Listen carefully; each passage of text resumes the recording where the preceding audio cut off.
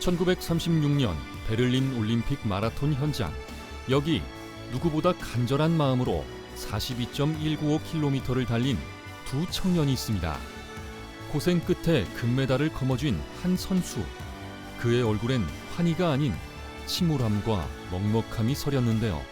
그가 바로 우리나라 최초의 올림픽 금메달리스트 손기정 선수입니다. 이어서 남승용 선수도 3위로 들어왔습니다. 날리지 않는 태극기와 울리지 않는 애국가. 이는 어느 개인의 우승이 아닌 우리 민족, 결의의 우승으로서 한국 체육사의 영원한 상징으로 남았죠.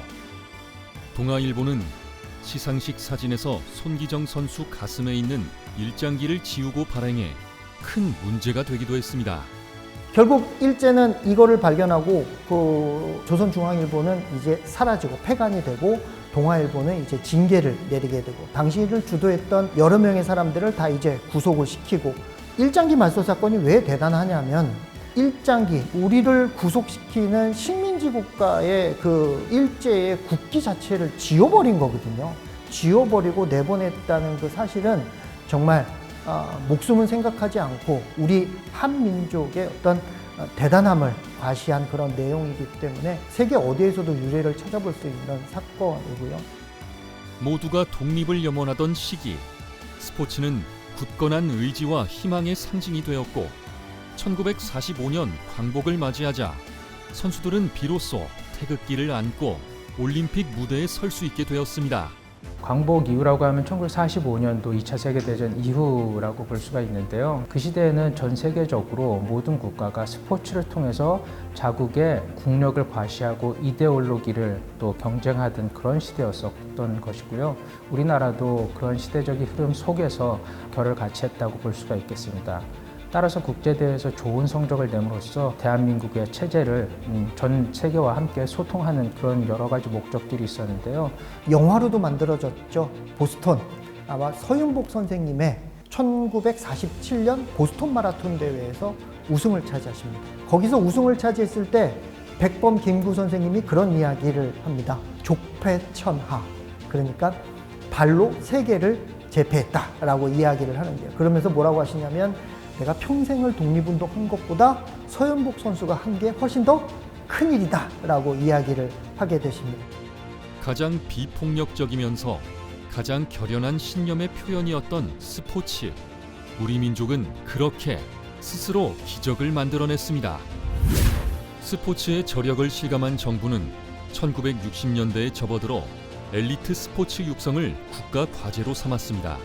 그 첫 시작이 바로 오늘날 모든 체육인의 상징인 태릉 선수촌입니다. 도쿄올림픽에 우리나라는 사상 최대의 선수단을 파견을 합니다. 주도해서 갔던 분이 바로 민관식 장관님이십니다. 소강 민관식 장관님이 그때 뭘 생각하셨냐면 이대로는 스포츠의 발전이 어렵다. 그래서 앞을 딱 봤는데 그 앞에 일본 체육회관이 보였답니다. 아, 우리도 저런 거 가지고 싶다라는 생각이 굉장히 강했고요. 세계의 스포츠를 빠르게 잡을 수 있는 방법은 이거밖에는 없다. 그래서 선수들을 군인처럼 한 곳에 모아서 선수촌을 만들어야겠다. 1966년도에는 태릉 선수촌이 개촌이 되어서 우리 국가대표 선수들을 더 체계적이고 과학적으로 훈련시킬 수 있는 환경이 마련되었고 그로부터 10년 후 1976년도 몬트리올 올림픽에서 레슬링의 양정모 선수가 우리나라 첫 번째의 금메달을 목에 걸게 되기도 했습니다. 양정모 선수의 금메달은 체육인 육성에 또 다른 전환점을 불러왔습니다. 선수와 스태프들이 일찍이 세분화된 체계와 전문성을 갖출 수 있도록 한국체육대학 건립을 논의하게 된 것입니다. 금메달을 획득하고 나서 당시 대통령이었던 박정희 대통령을 찾아뵙고 여러 가지 얘기를 하는 도중 그런 얘기가 나옵니다. 당시 그 코치였던 정동구 저희 한국체대 학장님이신데 동독은 인구가 2천만밖에 안 되는데 미국을 이겨서 금메달을 훨씬 많이 땄습니다. 왜 이렇게 많이 땄죠? 라는 걸 이제 대통령이 물은 겁니다. 동독에는 라이프치히 체육대학이라는 금메달 제조소라는 곳이 있습니다. 그래서 거기에서 엄청나게 많은 훈련들을 체육인들이 하고 있습니다. 그랬더니 대통령이 그렇게 얘기한 겁니다. 아, 엘리트 체육인들을 작은 소국이 큰 대국을 이기는 게 그거였군요. 그래서 바로 문교부 장관 들어오라고 해서 만들게 된 대학교가 바로 한국체육대학교입니다. 교육 환경이 갖춰지자 다양한 종목에서의 메달 획득은 물론 우수한 선수들이 늘어갔습니다. 이를 통해 대한민국의 인지도도 점점 더 높아져 가는데요.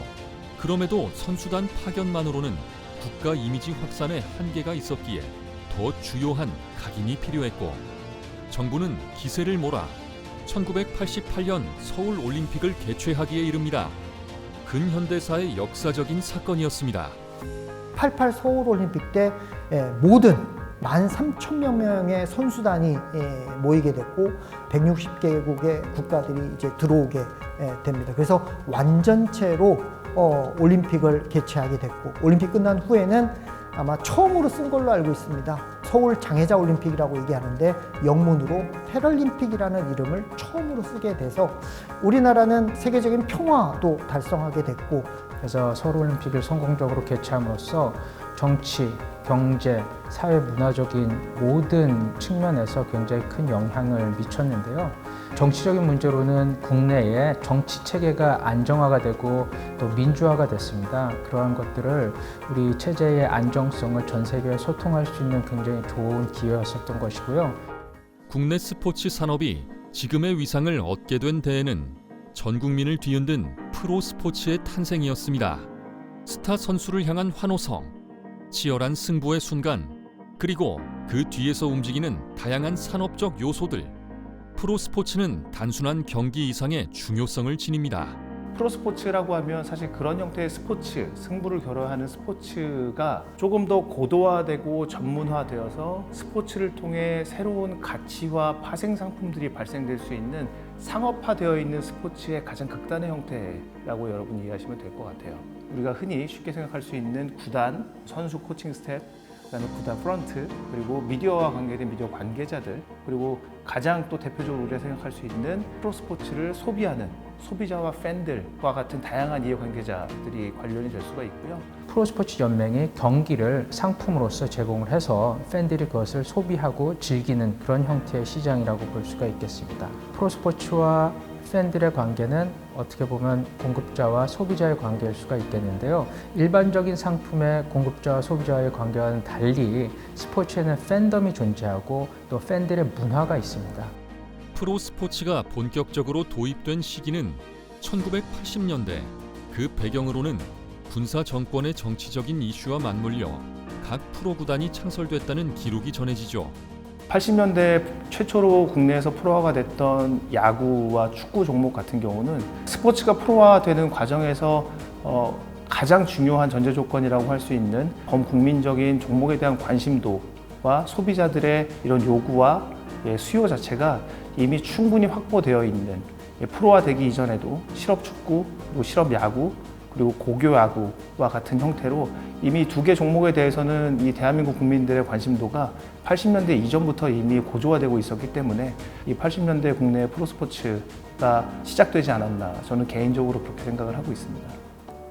1982년 프로야구, 1983년 프로축구를 시작으로 연시즌 프로 경기를 즐길 수 있다는 건 스포츠 팬들에게 큰 재미를 선사했습니다.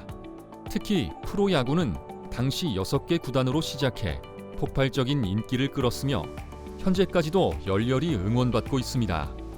1982년도 프로야구 도입 이후에 야구의 경우는 페넌트 레이스라고 부르고 축구의 경우는 시즌이라고 부르는데 6에서 10개월 정도의 긴 기간 동안에 정기적으로 지속적인 스포츠 콘텐츠, 경기 영상이 제공이 되게 되는 거거든요.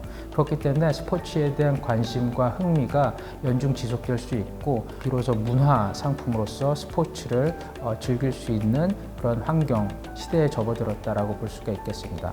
저도 이 80년대 이제 프로 야구와 축구가 활동을 하고 있는 시기에 초등학생이었는데요. 제가 기억하는 게 저희 초등학교에서도 그 많은 학생들이 본인이 좋아하는 이 프로야구 구단, 최초 프로화되었던 6개 구단의 어린이 회원으로 가입을 해서 그 회원으로 증정받는 점퍼라던가 티셔츠라던가 모자라던가 아니면 가방, 수첩 이런 것들을 들고 학교에 등교를 하면서 굉장히 행복해하는 모습을 볼 수가 있었고요.